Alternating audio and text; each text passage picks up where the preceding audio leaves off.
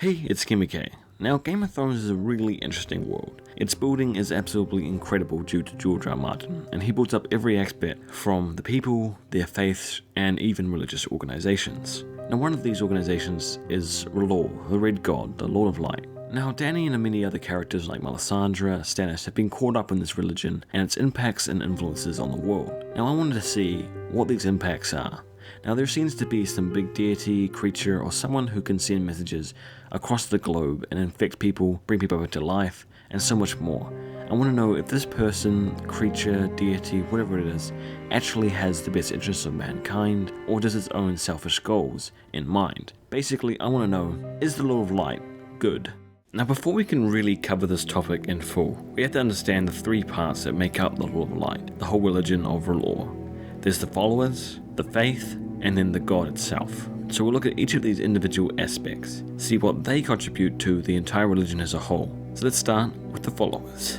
Now, even though the religion isn't that popular in Westeros as of yet, and it's really just Melisandre, Stannis' movement, and a few radical people on Dragonstone that really support the religion in Westeros, the religion is way bigger in Essos and far more people follow it there. It has deep roots in Asshai and is now expanding rapidly in many other free cities like Volantis, Pentos, etc. And they're getting more and more influence. Now, the followers recently have started a new campaign naming Dany, Daenerys Stormborn, Azor Ahai Reborn, someone who opposed the Great Other, the force that will stop the Long Night from continuing, which sounds a lot like she's going to be the champion against the White Walkers. So far, it seems like the followers are in a good position to support mankind against the threat that's coming, maybe the only hope for humanity to survive into the future. These reasons are generally why we start to think that the Red God, this religion, is a very positive force, and its expansion into Westeros is something that will help save the day against the White Walkers. But to think this way, you have to gloss over all the terrible things the followers do to people who do not follow the religion itself.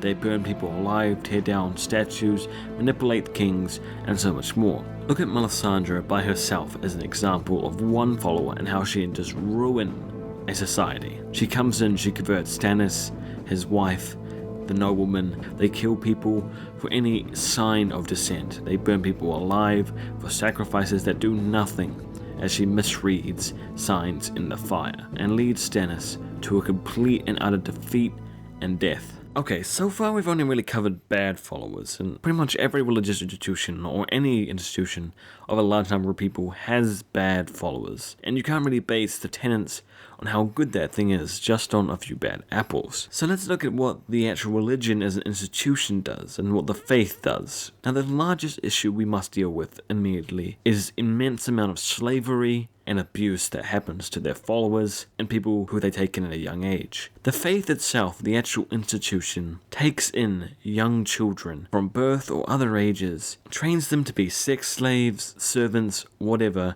and they make them priests as well. Now, clearly this is absolutely terrible and shows some deeply terrible parts about the religion. Now, this could be due to the kind of climate they live in, where they're living in free cities in the Slaver's Bay, where the culture there is already slavery. So they can't really hold an anti-slavery stance in those kind of environments. Now, the one key tenet this religion has that puts it above most other religions that we know of in A Song of Ice and Fire is it is against the White Walkers. It views the Great Others as the most prime enemy, and all effort and focus should be stopping them. And it seems so far that they are the greatest threat to humankind, and they definitely need to be dealt with. This really shows us that the Lord of Light is on the side of humanity and not the White Walkers. This means the more influence, power, and people follow the religion, the more people will focus on the true enemy, the White Walkers. Now, this comes to a real question of we don't actually know the values of the White Walkers, or if this Great Other that is talked about is even the White Walkers at all. So it's time we look at R'hllor, the actual god, to see if its actions indicate whether it is truly good. Now, undoubtedly, the Red God gives visions in the flames to people, especially those people who are in the religion and believe in the Lord of Light. Now, these images are very vague and distribute in a very weird way, and many people will look through them and say that they're not really true insights and really good pieces of knowledge, but rather a way that someone or something is transferring information to other people. This could be done with candles from some temple, so it may not even be a deity that is doing this. The other thing he does is definitely bring back people to life. Now, whether it is actually him doing it or some other force, or the mechanics behind it, we don't really know.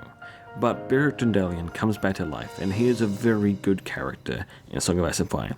He helps villagers and people in poor areas dealing with struggling war in the Riverlands, and is one of the most objectively good characters in the show, in my opinion. But then we've got the problem of Lady Stoneheart. Now this is Catelyn Stark from the books, spoiler alert, who's brought back to life for the exchange of Beric Dondarrion's life. Now, this bring back was a very terrible menace on the land. Lady Stoneheart spared to her revenge and death across the Riverlands, killing many Freys in brutal ways and killing innocents left and right. Her influence on the Riverland is absolutely abominable. So one good revival and one bad revival to her lore. Now I believe the thing that we really have to consider with the Lord of Light is the Great Other, this other god that he acknowledges exists and the faith believes in, but does not dare say the name of, acknowledge, really in any true way, apart from to shun those dark leanings. But how do we know that the Lord of Light is the good guy? Who is the real good guy in this? Now, Melisandre looks into her flames and sees back what we believe is Bloodraven from the one red eye that she sees back in the flames. Bloodraven is someone who really helps out Bran. He's definitely involved with the old gods and warging and stuff, but he's against the White Walkers. Now this is a character that we could probably say is good, even though there's questionable stuff about him in the books, and you can debate that as you will. But if Melisandre believes him to be the Great Other, that could be a warning that the enemy that they're going against, the Great Other, isn't the White Walkers, but the old gods, and the North, and so many different people. So who really is the good guy in all this? Who truly defends humankind? Are the children going to help them? Is Bloodraven the right person? Because it could come down to a conflict between R'hllor, Dany, versus Bran, the Starks. Like, there's already enough animosity between the Targaryens and Starks, as Dany views Ned Stark just as much as the usurper as Robert Baratheon. So with the slavery, the supporting of mankind, the religion, the abuse, the misdirection of the followers, the true intentions of the god, and the vagueness of his powers, is the Lord of Light good? Absolutely fucking not.